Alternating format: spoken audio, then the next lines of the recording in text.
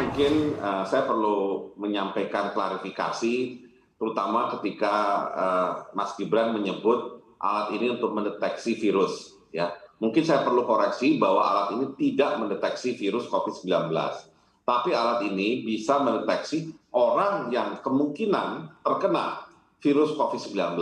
Ya, karena yang dideteksi oleh alat ini bukan virusnya langsung, tetapi yang namanya senyawa volatile organic compound.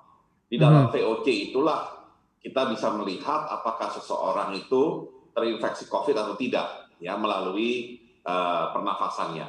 Jadi ini definisi dasar yang perlu diklarifikasi supaya orang tidak salah menyangka bahwa dengan hembusan nafas kita langsung tahu ada virus atau tidak. Yang benar adalah dengan hembusan nafas kita bisa mendeteksi apakah orang ini berpotensi sudah terkena virus COVID-19. Dan kemudian klarifikasi lain yang perlu saya sampaikan, terutama menyangkut berita yang beredar di media dan seterusnya, adalah bahwa seolah-olah Ginos ini adalah alat yang dilahirkan untuk bisa menjadi pengganti dari swab tes PCR. Nah, ini perlu saya koreksi karena fungsi Ginos itu adalah untuk screening.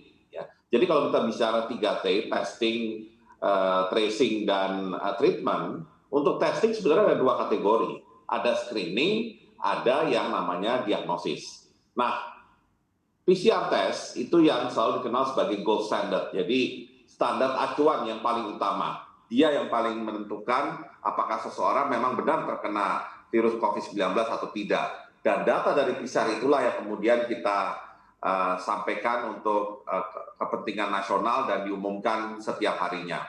Nah, Ginos itu adalah untuk screening. Jadi kalau bahasa sederhananya, Ginos ini bisa menggantikan peran misalkan termometer yang selama ini kita pakai, ya, atau menjadi alternatif juga dari tes cepat, baik rapid test yang antibody maupun rapid test yang antigen.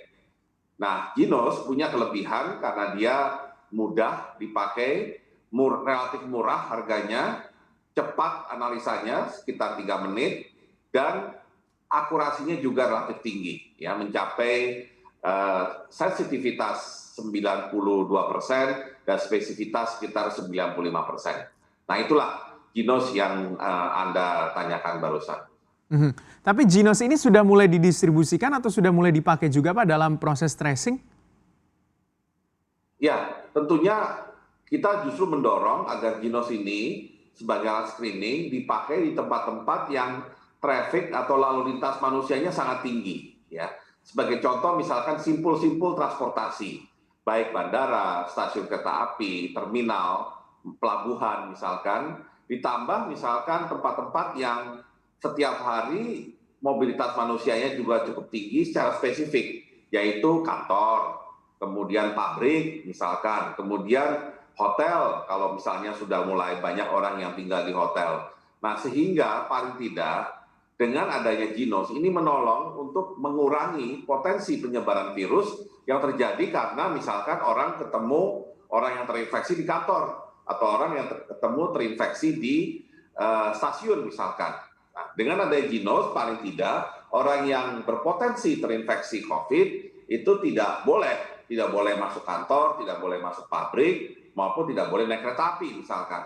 Ya, sehingga bisa memberikan kenyamanan dan ketenangan kepada para penumpang lain yang kebetulan setelah dites Ginosnya ternyata dia negatif. Ya, jadi intinya kita ingin mengurangi potensi penyebaran dan tetap merujuk kepada PCR test sebagai yang menentukan orang itu positif atau negatif. Jadi kalau dia di Ginos ternyata positif, maka biasanya dilakukan tes ulang kira-kira setengah jam sesudahnya, dan apabila masih positif, maka orang tersebut diminta untuk segera melakukan swab test di PCR.